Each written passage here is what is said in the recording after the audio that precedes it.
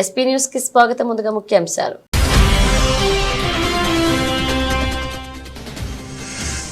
America టూర్లో జెలెన్స్కీతో ప్రధాని మోదీ భేటీ. Ukraine సంక్షోభాన్ని పరిష్కరించేందుకు భారత్ సహాయం చేసేందుకు సిద్ధంగా ఉందన్న మోదీ.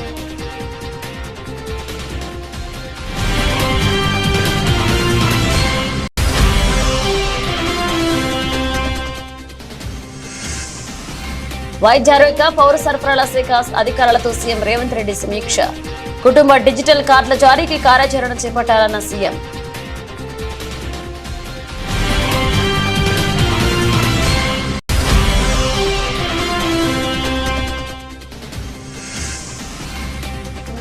సినిమా ఇండస్ట్రీకి వార్నింగ్ ఇచ్చిన AP deputy CM Pawan Kalyan. ఇష్టం వచ్చినట్లు మాట్లాడితే ఊరుకోమని హెచ్చరిక.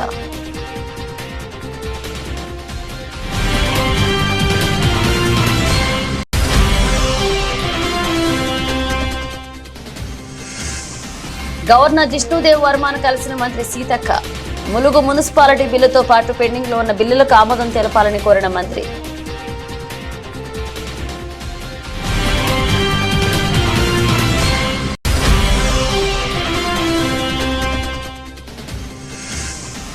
ప్రతిష్టాత్మక చెస్ ఒలింపియాడ్ లో భారత్ విజయం. ఓపెన్, మహిళల విభాగాల్లో స్వర్ణాలు కైవసం చేసుకున్న భారత్.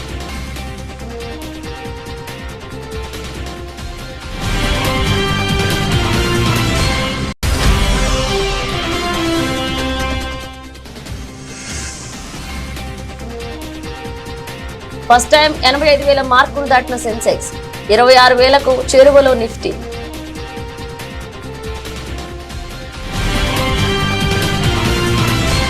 అమెరికా పర్యటనలో ఉన్న ప్రధాని నరేంద్ర మోదీ న్యూయార్క్ లోని ఉక్రెయిన్ అధ్యక్షుడు వోల్డోమిర్ జెలెన్స్కీని కలిశారు. ఆ ఇద్దరు ద్వైపాక్షిక చర్చల్లో పాల్గొన్నారు. నెలల రోజుల వ్యవధిలోనే ఆ ఇద్దరు రెండవసారి భేటీ అయ్యారు.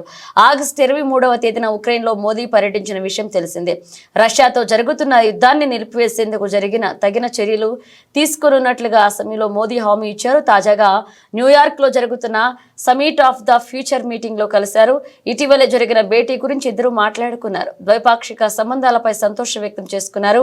ఉక్రెయిన్ లో ప్రస్తుతం ఉన్న పరిస్థితుల గురించి కూడా చర్చించుకున్నారు.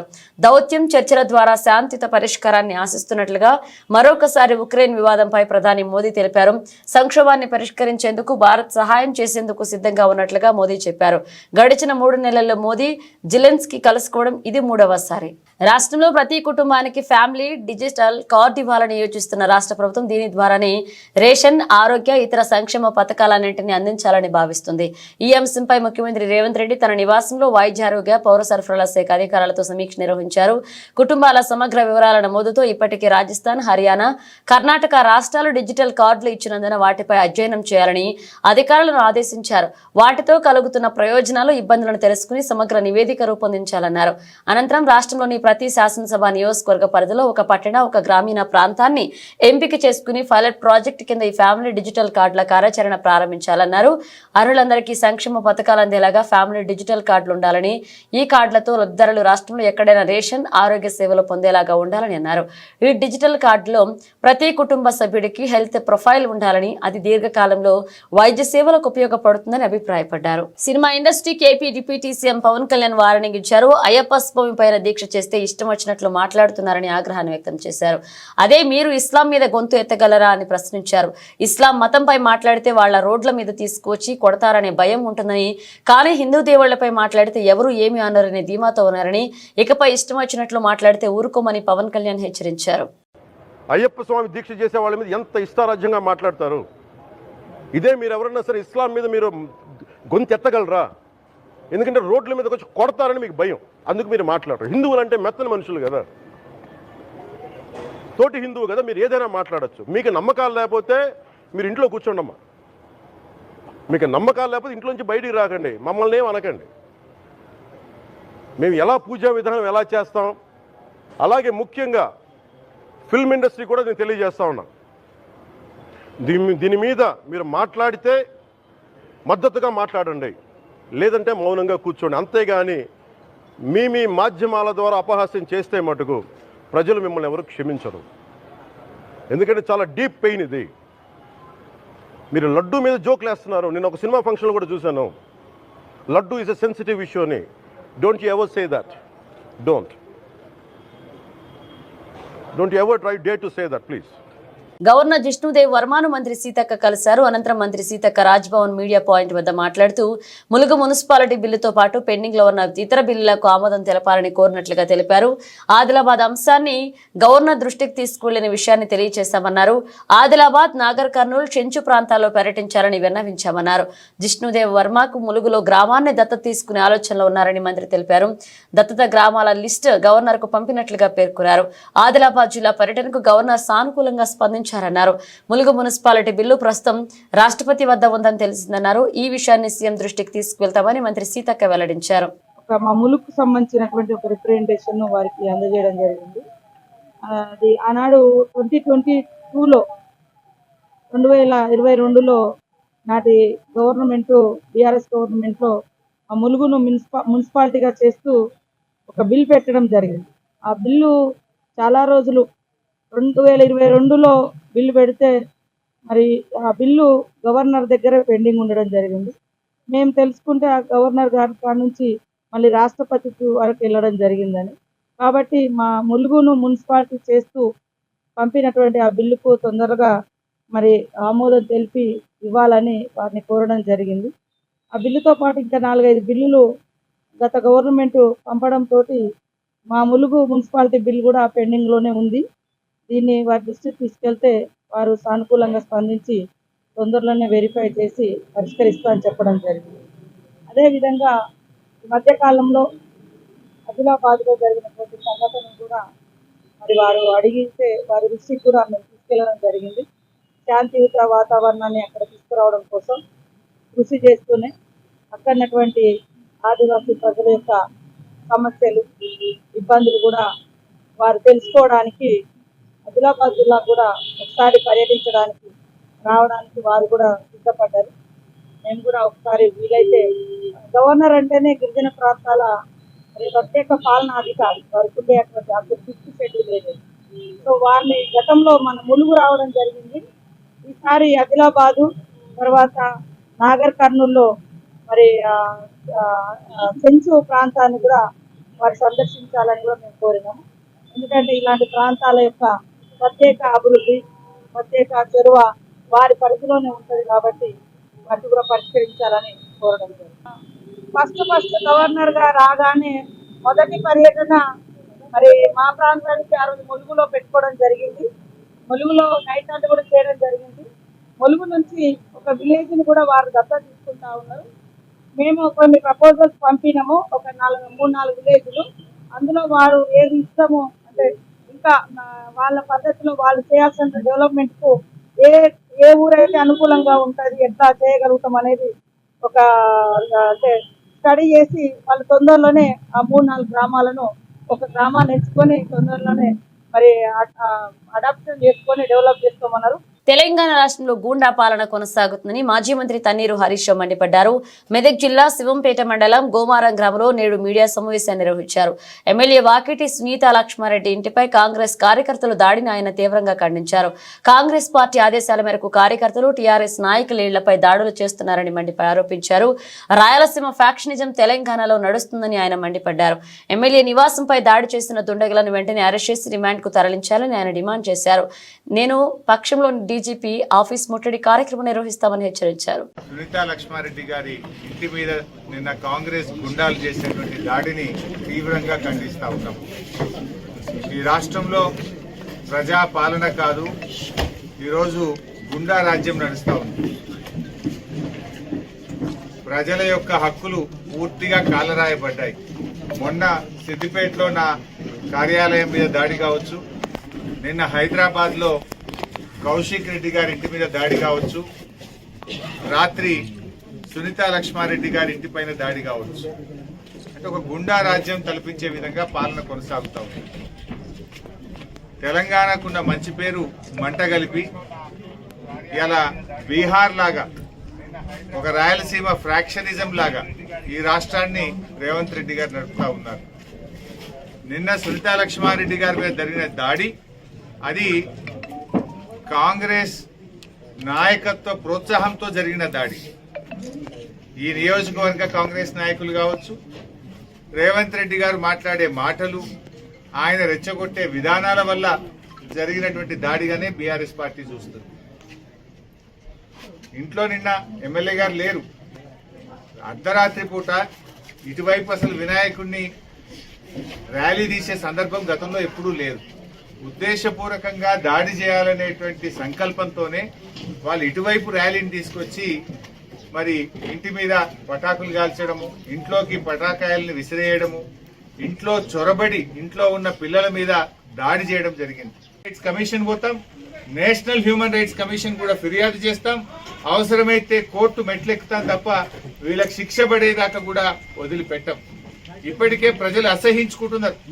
ఇదేం ప్రజాపాలన, ఇది ప్రజాపాలన కాదు, ఇదంతా కూడా పోలీసు రాజ్యంగా మారిపోయింది, గుండాల రాజ్యంగా మారిపోయింది. దీన్ని చాలా తీవ్రంగా ఖండిస్తా ఉన్నాం. మా ఓపికకు కూడా ఒక హద్దు ఉంటుంది. మరి లేదంటే రేపు ఏం జరుగుతుంది? రాయలసీమ తరహా ఫ్రాక్షన్ రాజకీయాలు తెలంగాణలో మొదలవుతాయి. ఏదో కష్టపడి పోరాడి తెచ్చుకున్న తెలంగాణ, ఉద్యమాలు చేసి తెచ్చుకున్న తెలంగాణ, అభివృద్ధిలో దేశానికి ఆదర్శంగా తయారు చేసుకున్న తెలంగాణ, దీన్ని కాపాడుకోవాలనేటువంటి ప్రేమ మాకుంటది. తెలంగాణతో మాది పేగుబంధం, తెలంగాణ ప్రజలతో మాది పేగుబంధం. మీరేదో అదృష్టం కొద్ది ముఖ్యమంత్రి అయింది, కానీ ఈ తెలంగాణ పరపతిని పేరును దెబ్బతీయకండి. లా అండ్ ఆర్డర్ మెయింటైన్ చేయండి, తప్పు చేసిన వారిని శిక్షించండి. గోమారం ఘటన మీద ఉన్నత స్థాయి విచారణ జరిపి తక్షణమే వాళ్ళను నాన్ బెయిలబుల్ సెక్షన్స్ పెట్టి అరెస్ట్ చేయాలని చెప్పి మేము డిమాండ్ చేస్తున్నాం. డాక్టర్ బిఆర్ అంబేద్కర్ కోనసీమ జిల్లా పి గన్నవరం నియోజకవర్గంలో అంబేద్కర్ చిత్రపటాన్ని అవమానించిన ఉండి ఎమ్మెల్యే రఘురామకృష్ణంరాజును తక్షణం బర్తరఫ్ చేయాలంటూ దళిత సంఘాల ఆందోళన చేపట్టాయి. పి గన్నవరం 3 రోడ్ జంక్షన్ లో నిరసన తెలిపారు దళితులు. రఘురామకృష్ణంరాజుపై చర్యలు తీసుకోవాలని డిమాండ్ చేశారు. ఆందోళనకారులు రఘురామకృష్ణంరాజు ఫోటోలు తగలపెట్టారు. అలాగే కాకినాడ రంగరాయ కళాశాల వైద్యులపై దురుసుగా ప్రవర్తించి పురుష పదాజలంతో దూషించిన కాకినాడ రూరల్ ఎమ్మెల్యే పంతం నానాజీని పదవి నుంచి సస్పెండ్ చేయాలని జనసేన పార్టీ అధినేత పవన్ కళ్యాణ్ దళిత సంఘాలు డిమాండ్ చేశాయి.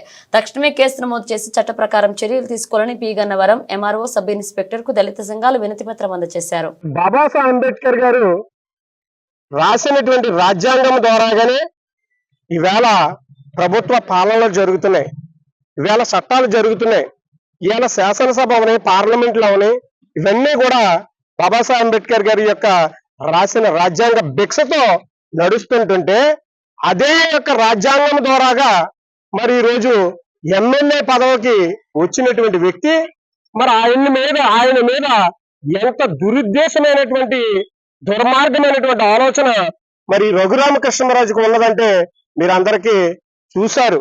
మరి అతను చాలా దుర్మార్గంగానో ఏదో చేతకానిలాగానో కుర్రవాడిలాగానో ఒక చట్టసభలోకి వెళ్ళే వ్యక్తిలాగా ప్రవర్తించలేదు.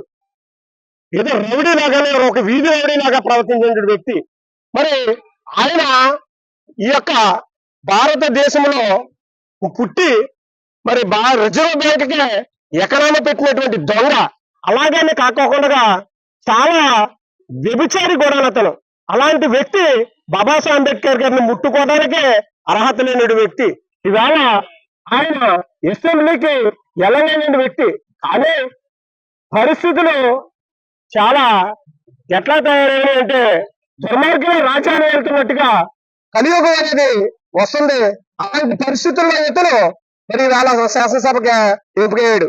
అలాంటి వ్యక్తిని మరి ఇప్పుడు ఉన్నటువంటి చంద్రబాబు నాయుడు గారు ఏంటంటే ఎక్కడో ఆదిమూలయ్య గారిని ఏదో చిన్న విషయంలోనే పార్టీ నుంచి సస్పెండ్ చేయడం జరిగినది. మరి ఇలా దేశాల్లోనూ ఒక ప్రపంచ మేధావిని అవమానించిన వ్యక్తి మరి అతని మీద చంద్రబాబు నాయుడు గారు ఇమ్మీడియట్ గా పార్టీ నుంచి సస్పెండ్ చేయాలి, ఎమ్మెల్యే పదవి నుంచి రద్దు చేయాలి, అతన్ని అసెంబ్లీకి మెట్టెక్కను కూడా చేయాలి. చేసిన రోజునే ఇవాళ అంబేద్కర్ గారికి నిజమైనటువంటి ఘనమైనటువంటి నివాళులిచ్చారని మనం అనుకుంటాం. స్వచ్ఛ భారత్ స్వచ్ఛ తెలంగాణ కార్యక్రమంలో భాగంగా పరిసరాలను పరిశుభ్రంగా ఉంచుకోవడంలో ప్రజల క్రియాశీలకంగా భాగస్వాములు కావాలని మంత్రి పొన్నం ప్రభాకర్ కోరారు. సిద్దిపేట జిల్లా హుస్నాబాద్ ఎల్లమ్మ చెరువు కట్ట వద్ద గణేష్ నిమజ్జన వ్యర్థాలను మున్సిపల్ అధికారులతో కలిసి తొలగించారు. గణేష్ నవరాత్రి ఉత్సవాలను రాష్ట్ర వ్యాప్తంగా భక్తి శ్రద్ధలతో జరుపుకున్నామని, ఆ ఉత్సవాల నిమజ్జనం చేయడంతోనే ముగియలేదన్నారు. గణేష్ విగ్రహాలను ఏ జలాశయాలు, చెరువులోని వ్యర్థాలను మనం అక్కడి నుంచి తొలగించినప్పుడే గణేష్ ఉత్సవాలు పరిపూర్ణం అవుతాయన్నారు.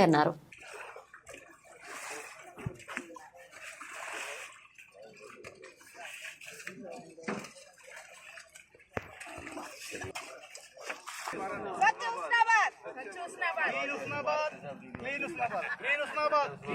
రాష్ట్ర వ్యాప్తంగా గణేశుడి నవరాత్రి వేడుకల్ని భక్తి శ్రద్ధలతో అత్యుత్సాహంగా సాంప్రదాయ పద్ధతుల్లో జరుపుకున్నాం. నవరాత్రుల తర్వాత ఊరేగింపులుగా జరిపి నిమజ్జనం కూడా చేయడం జరిగింది. ఆ ఉత్సవ కార్యక్రమం నిమజ్జనంతో ముగియలేదు. నిమజ్జనం తదుపరి కూడా వాటికి సంబంధించి మనం ఏ చెరువులనైతే ఏ జలాశయంలో అయితే తీసినామో అక్కడి నుంచి ఆ వ్యర్థాలను తొలగించినప్పుడే మన యొక్క గణేష్ నవరాత్రి ఉత్సవాల పరిపూర్ణత వస్తుంది. కాబట్టి తెలంగాణ వ్యాప్తంగా కూడా దయచేసి గణేష్ మండప నిర్వాహకులు ఎవరెవరైతే గణేష్ మండపాల నిర్వహణలో క్రియాశీలకంగా భాగస్వాములైనరో వాళ్ళే ఈరోజు మీ ప్రాంతంలో స్వచ్ఛ భారత్లో భాగంగా, స్వచ్ఛ తెలంగాణలో భాగంగా మీ వాడ మీ ఊరు బాగుండే విధంగా మీరే స్వయంగా పూనుకొని ఎక్కడైతే ఈ జలాశయాల లోపల గణేష్ నిమజ్జనాలు అయినాయో వాటి వ్యర్థాలను తొలగించే అంశం కావచ్చు, లేదా మీ ప్రాంతాల్లో మీ చుట్టుపక్కల పరిసరాల్లో ఈ సీజనల్ వ్యాధులు రాకుండా ఉండే విధంగా అవసరమైనటువంటి పరిశుభ్రమైన కార్యక్రమాలు శుభ్రంగా ఉంచుకోవడానికి సామాజికంగా గాంధీజీ ఇచ్చినటువంటి సూత్రానికి అనుగుణంగా మన పరిసరాలు మనమే పరిశుభ్రంగా ఉంచుకుందామనే విధంగా అందరూ కూడా భాగస్వాములు కావాలని తెలంగాణ రాష్ట్ర ప్రభుత్వ పక్షాన్ని విజ్ఞప్తి చేస్తా ఉన్నాను. హుస్నాబాద్కు సంబంధించిన మున్సిపల్ పాలకవర్గం ఇందులో క్రియాశీలకంగా వ్యవహారం చేస్తూ ఉన్నారు. పట్టణ ప్రజలు కూడా అందరూ ఇంక్లూడింగ్ శానిటేషన్ సిబ్బంది కూడా గతంలో అక్టోబర్ నాడు వాళ్ళందరికీ సన్మానం చేయడం జరిగింది. ఆ విధంగా ఇక్కడ స్థానిక ప్రజలు కూడా సహకారం కావాలి. ప్రభుత్వం మాత్రమే కార్యక్రమాలు తీసుకుంటే విజయవంతం అనేటువంటిది కాదు. కాబట్టి ప్రజల భాగస్వామ్యాన్ని మేము మరొక్కసారి స్వచ్ఛ ప్రాంతం మీ యొక్క ప్రాంతం స్వచ్ఛతగా పరిశుభ్రంగా ఉండడానికి మీరే క్రియాశీలకంగా పూనుకోమని అందరూ కూడా హృదయపూర్వకంగా విజ్ఞప్తి చేస్తాం. నేరాల నియంత్రణ కోసమే కమ్యూనిటీ కాంట్రాక్ట్ ప్రోగ్రాం నిర్వహిస్తున్నట్లుగా గోదావరి కని వంశీ ఇంద్రసేనారెడ్డి తెలిపారు. పెద్దపల్లి జిల్లా గోదావరి కని విఠల్ నగర్ లో కమ్యూనిటీ కాంట్రాక్ట్ ప్రోగ్రాం నిర్వహించారు. ఈ సందర్భంగా సరైన పత్రాలు లేని 98 ద్విచక్ర వాహనాలు 4 ఆటోలను సీజ్ చేశారు. అక్రమంగా తరలిస్తున్న 10 లీటర్ల గుడుంబ మద్యం సీసాలను స్వాధీనం చేసుకున్నారు. ఈ సందర్భంగా సీఐ మాట్లాడుతూ ప్రజలకు భద్రతా భరోసా కల్పించడానికి ఇలాంటి కార్యక్రమాలు చేపడుతున్నట్లుగా తెలిపారు. ఎవరైనా కొత్త వ్యక్తులు అనుమానాస్పదంగా కనిపిస్తే పోలీసులకు సమాచారం అందించాలన్నారు. అందరికీ నమస్కారం. ఈరోజు మన గోదావరి కని 1 టౌన్ పరిధిలోని విఠల్ నగర్ ఏరియాలో కమ్యూనిటీ కాంట్రాక్ట్ ప్రోగ్రాం నిర్వహించడం జరిగింది. ఇక్కడ ఎక్కువ మంది సింగరేణి ఎంప్లాయీస్, అదేవిధంగా సింగరేణిలో లేబర్ పని చేసుకునే వాళ్ళు వివిధ జిల్లాల నుంచి వివిధ రాష్ట్రాల నుంచి వచ్చి ఇక్కడ ఉంటారు. కాబట్టి వారి యొక్క ఎవరున్నారు ఇక్కడ ఏంది అని చెక్ చేయడం జరిగింది. ఈ ఏరియాలో చాలా వరకు మనకు వెహికల్స్ కానీ అదేవిధంగా లిక్కరు, ఐబీ లిక్కర్ కూడా దొరకడం జరిగింది. 10 లీటర్ల కుటుంబ కూడా మనం ఇక్కడ పట్టుకోవడం జరిగింది. కాబట్టి ఈ ఏరియాలో ఉన్న ప్రజలకు ముఖ్యంగా తెలియజేసేది, ఎవరైతే మీరు మీ ఇండ్లను రెంట్కి ఇస్తూ ఉన్నారో ఖచ్చితంగా ఆ రెంట్కి తీసుకునే పర్సన్స్ ఎవరనేది మనం చెక్ చేసుకోవాలి. వాళ్ళ యొక్క ఐడి ప్రూఫ్స్ కూడా ఖచ్చితంగా కలెక్ట్ చేసుకోవాలి. అదేవిధంగా ఈ సైబర్ నేరాలపైన, సోషల్ మీడియాలో వచ్చే సమస్యల పైన, సైబర్ నేరాలకు సంబంధించి ఏ విధంగా ఫ్రాడ్స్ జరుగుతున్నాయి అని పబ్లిక్ తెలియజేయడం జరిగింది. అదేవిధంగా సీసీ కెమెరాలకు సంబంధించి కూడా చాలామంది రిక్వెస్ట్ చేశారు ఇక్కడ సీసీ కెమెరాలు ఏర్పాటు చేయాలని. ఇక్కడ ఉన్న దాతలను మేము మాట్లాడి పోలీస్ పరంగా వాళ్ళతో మాట్లాడి సీసీ కెమెరాలు పెట్టించే ప్రయత్నం ఇక్కడ చేస్తామని చెప్పడం జరిగింది. అదేవిధంగా వెహికల్కి సంబంధించి, రోడ్ యాక్సిడెంట్లకు సంబంధించి కూడా డిస్కస్ చేయడం జరిగింది. వాళ్ళందరికీ కూడా ప్రమాదాలు ఏ విధంగా జరుగుతున్నాయి, వాటిని ఎట్లా మనం అధిగమించవచ్చు అనేది. పాలకుర్తి నియోజకవర్గంలోని కాంగ్రెస్ నాయకులపై గానీ తమకు సంబంధం లేని విషయాలపై రాజకీయాలు చేస్తే ఊరుకోమని ఎమ్మెల్యే ఎస్ఎస్పీ రెడ్డి అన్నారు. జనగామ జిల్లా దేవరొప్పల మండల కేంద్రంలోని కాంగ్రెస్ పార్టీ కార్యాలయంలో మీడియా సమావేశాన్ని నిర్వహించారు. ఈ సమావేశంలో Palakurthi MLA SSP Reddy, incharge Jhansi రెడ్డిలు పాల్గొన్నారు. అనంతరం మాట్లాడుతూ బెదిరించి అక్రమంగా డబ్బులు వసూలు చేస్తున్న వారిపై పార్టీ వదిలిపెట్టదన్నారు. గత ప్రభుత్వ హయాంలో అక్రమంగా కేసులు పెట్టారని మండిపడ్డారు. అసలు ఎవరి మీద కేసులే పెట్టలేదంట. ఇది ఎంత మటుకు నిజము? ఏం మాట్లాడుతున్నారు కేసులు పెట్టలేదని? ప్రచారానికి, ఎలక్షన్స్ ముందు ప్రచారానికి పోయినప్పుడు ప్రతి ఊర్లో బిడ్డ మా పిల్లల మీద కేసులు పెట్టిన వృద్ధపుణ్యానికి ఏ తప్పు చేయలే కానీ కేసు పెట్టిండ్రు అని ఏడ్చిన వాళ్ళు పెద్ద మనుషులు చాలా మంది ఉన్నారు. రౌడీ షీట్లు ఓపెన్ చేసిండ్రు, అటెంప్ట్ మర్డర్లు పెట్టిండ్రు. ఇంకా సర్పంచ్లు, కాంగ్రెస్ సర్పంచ్లు ఎక్కడైనా ఉంటే సస్పెండ్ చేయడం కాదు, ఏకంగా వాళ్ళని తీసేసిండ్రు. అయితే అది మళ్ళీ వెళ్ళి మా వాళ్ళు ఏదో చేసుకొని ఇచ్చేసిండ్రు. కానీ ఇంకా ఇట్లా చెప్పుకుంటా పోతే వీళ్ళకి చాలా ఉన్నాయి. మళ్ళా మాటలు ఏం చెప్తుండ్రు వీళ్ళు, మేము ఒక్క కేసు పెట్టలేదు, ఏం చేయలేదని. మేము ఎప్పుడు ఎవరు మా దగ్గరకు వచ్చినా ఒక్కటే మాట చెప్తాం అధికారులకి, ఏది న్యాయంగా ఉంటే అది చెయ్యండి అని చెప్తాము. వీళ్ళ లెక్క కేసులు పెట్టి రౌడీ షీట్లు ఓపెన్ చేసే గుణం మాది కాదు. వాళ్ళకు ఉందా బుద్ధి ఉంది, ఫస్ట్కి వెళ్ళే ఉంది అనుకోండి ఆ బుద్ధి. పచ్చకామర్లు ఉన్న వాళ్ళకి లోకం అంతా పచ్చగానే కనిపిస్తుంది కాబట్టి వాళ్ళకి అంతా అట్లనే కనిపిస్తుంది. ఎందుకంటే వాళ్ళు గతంలో అట్లా వార్నింగ్లు ఇచ్చి భయపెట్టిండ్రు జనాలను. కాబట్టి మరి ఇప్పుడు చూసినాం చాలా రోజులకి వెళ్ళి చూస్తున్నాం, లేనిపోని ఆరోపణలు చాలా చేస్తుండ్రు. కానీ అన్ని కూడా హద్దు మీరిపోయినాయి. మొన్న చెప్తుండ్రు ఈ రోజే లాస్ట్, మంచిగా నిద్ర పోండి అని చెప్పిండ్రు. ఈ రోజు నిద్రపోతాం, రేపు నిద్రపోతాం, మీకు నిద్ర లేకుండా తప్పకుండా చేస్తాం. మంచిగా మా పని ఏదో మేము చూసుకుంటున్నాం ఎట్లా పనులు చేయాలని. కానీ ఎటువంటి తప్పు లేకుండా ఆరోపణలు చేసిండ్రు కదా. ఇప్పుడు ఎవరెవరు ఎక్కడెక్కడ ఏమేమి చేసిండ్రో అన్నీ వెళ్తాయి, బయటకు వెళ్తాయి. మీలాగా ఆధారాలు లేకుండా ఆరోపణలు చేసే గుణం మాది కాదు. తప్పకుండా ఆధారాలతోటే మేము ముందుకెళ్తాం. అది మా పార్టీ వాళ్ళైనా ఎవరైనా కానీ అది మీరు కూడా చూడొచ్చు. హైదరాబాద్ లో మంగళవారం ఉదయం ఐటీ దాడులు కలకలం రేపాయి. తెల్లవారుజాము నుంచి ఐటీ అధికారులు సిటీలో మొత్తం 10 చోట్ల సోదాలు చేపట్టారు. ఓ news channel MD finance company యాజమాని నివాసంలో అధికారులు తనిఖీలు చేస్తున్నారు. కుకట్పల్లి రెయిన్బో విస్టాల్ అద్దెకుంటున్న బొల్ల రామకృష్ణ నివాసంలో రైడ్ జరుగుతుంది. బొల్ల రామకృష్ణ ఓ న్యూస్ ఛానల్ కు ఎండీగా వ్యవహరిస్తున్నారు. దీంతో పాటు ఆయనకు ఫైనాన్స్ కంపెనీ కూడా ఉందని సమాచారం. బషీర్బాగ్ లో పైగా ప్లాజాలో ఉన్న ఆయన ఫైనాన్స్ కంపెనీ ఆఫీసులోనూ సోదాలు జరుగుతున్నాయి. సదరు బిల్డింగ్ లోని 2, 3, 4 అంతస్తులోని ఐటీ అధికారులు ఎవరిని అనుమతించడం లేదు. దీంతో పాటు మొత్తంగా 10 చోట్ల అధికారులు సోదాలు చేస్తున్నట్లుగా సమాచారం. విజయవాడ కుమ్మరిపాలెం సెంటర్లో ఉద్రిక్తత నెలకొంది. తమపై పోలీసులు లాఠీ చార్జ్ చేయడాన్ని నిరసిస్తూ వరద బాధితులు రోడ్డుపై బైఠాయించి ఆందోళన చేపట్టారు.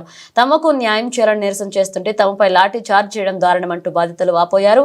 దగ్గరే ఉండి DCP Ramakrishna, ACP Durgarao, CA ఉమామహేశ్వరతో లాఠీ చార్జ్ చేయించారని బాధితులు ఆరోపించారు. మునిగిపోయి మేము నాన్న ఇదైపోయి సామానులు అన్ని పోయి తిండికి లేక నాన్న ఇబ్బందులు పడుతున్నాం. మాకు నీళ్లు రాలేదని జనాలు చెప్పారండి. మేము ఎలా బతకాలి? అసలు మాకు నీళ్లు లేవు. నీళ్లు రాలేదని చెప్పిన వాళ్ళు ఎవరో తెలియట్లేదు. అందరికీ సామాను పోయి అన్ని పోయి నానా బేపచ్చి అయిపోయాం. మేము ఎలాగున్నామో ఎవరు పట్టించుకోరా. ఓట్లు కావాల్సినప్పుడు అందరూ వస్తున్నారు, మా గురించి ఎవరు పట్టించుకోవట్లేదు. మేము ఎలా బతకాలి? ఇప్పుడు రోడ్డు ఎక్కాం మేము అందరినీ. మీరందరూ న్యాయం చేసినట్టుగా చెప్పండి సార్. పొద్దున్న నుండి మేము అన్నంతా తిరిగాము, ఈ రోజంతా తిరిగాము. మీరందరూ న్యాయం చేసినట్టుగా చెయ్యండి అయ్యా. మాకేం కావాలి? ఏం న్యాయం చేస్తారో చెయ్యండి. అన్ని పోయాయండి, బియ్యం, ఎత్తాలు, మంచాలు, నూనె డబ్బాలు మొత్తం సామాను అంతా తిరిగిపోయాయి. 25,000 మాకేమి ఇస్తామలేదు. మాకు నీళ్లు రాలేదని చెప్పారండి సార్. మాకేం రాయలేదు, ఎవరికి రాయలేదు, ఎమ్మెల్యేకి రాలేదు. ఏంటి అని కూడా మాకు అడిగిన లేదు. మా గురించి కార్పొరేటర్ కూడా మాట్లాడండి.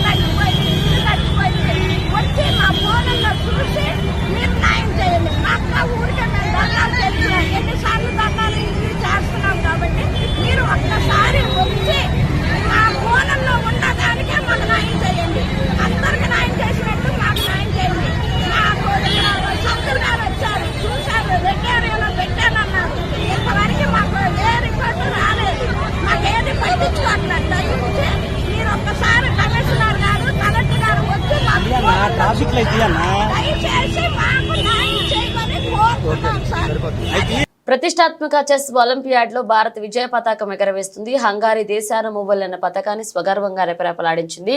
ఇన్నాళ్లు అందరినీ ద్రాక్షగా ఊరిస్తూ వచ్చిన ఒలింపియాడ్ లో పసిడి పతక ధమాకాతో కొత్త చరిత్ర లిఖించింది. ఓపెన్ మహిళల విభాగాల్లో స్వర్ణాలు కైవసం చేసుకుని భారత్ సత్తా చాటింది.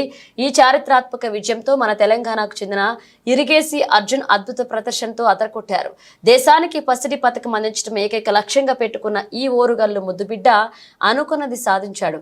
వరుస వరుస విజయాలతో ప్రత్యర్థుల పాలిట సింహ స్వప్నంలా నిలుస్తూ చిరకాల కలను సాకారం చేయడంలో కీలకమయ్యాడు. రౌండ్ కు గెలుపు వాడిని పెంచుకుంటూ పోయిన అర్జున్ వ్యక్తిగత స్వర్ణం సహా టీమ్ ఈవెంట్లో పసిడి కొల్లగొట్టి ఔరా అనిపించాడు.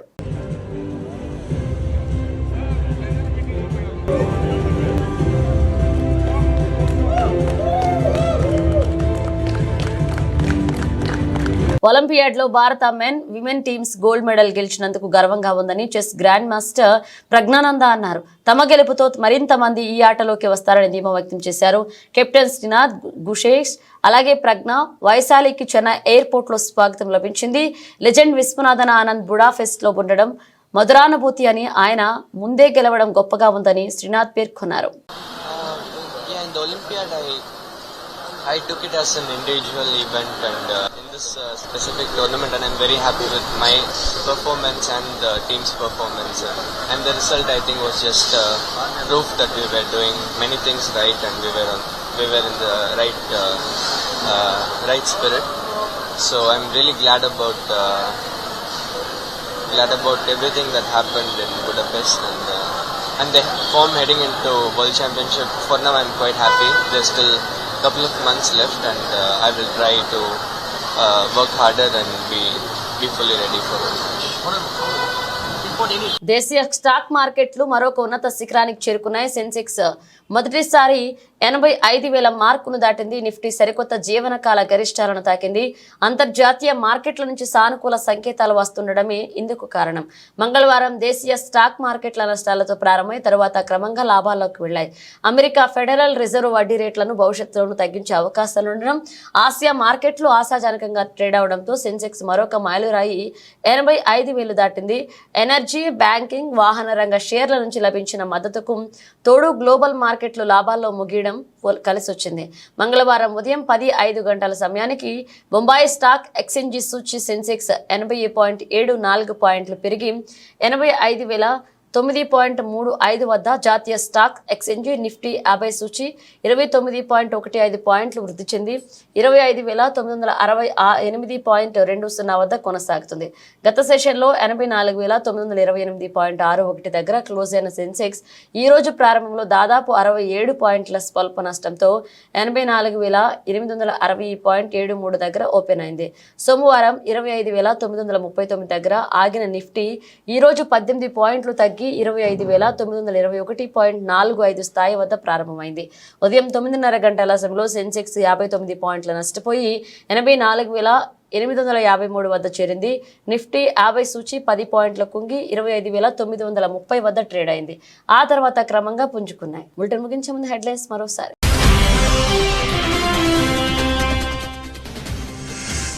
అమెరికా టూర్లో జెలెన్స్కీతో ప్రధాని మోదీ భేటీ. ఉక్రెయిన్ సంక్షోభాన్ని పరిష్కరించేందుకు భారత్ సహాయం చేసేందుకు సిద్ధంగా ఉందన్న మోదీ.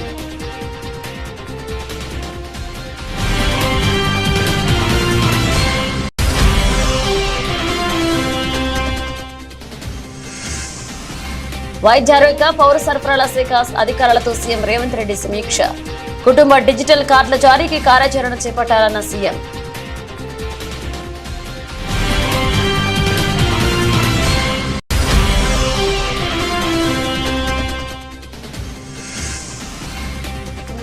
సినిమా ఇండస్ట్రీకి వార్నింగ్ ఇచ్చిన AP deputy CM Pawan Kalyan. ఇష్టం వచ్చినట్లు మాట్లాడితే ఊరుకోమని హెచ్చరిక.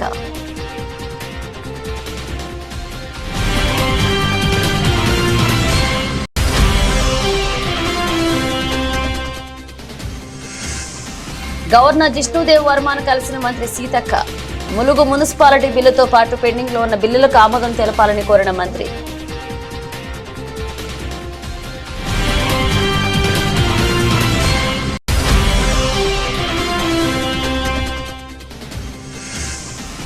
ప్రతిష్టాత్మక చెస్ ఒలింపియాడ్ లో భారత్ విజయం. ఓపెన్, మహిళల విభాగాల్లో స్వర్ణాలు కైవసం చేసుకున్న భారత్.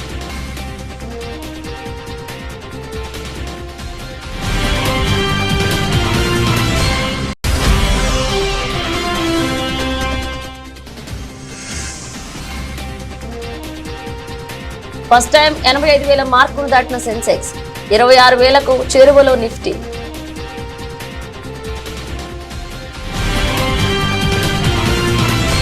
ఇవి బులెటిన్ అప్డేట్స్. మన అప్డేట్స్ తో మళ్ళీ కలుద్దాం.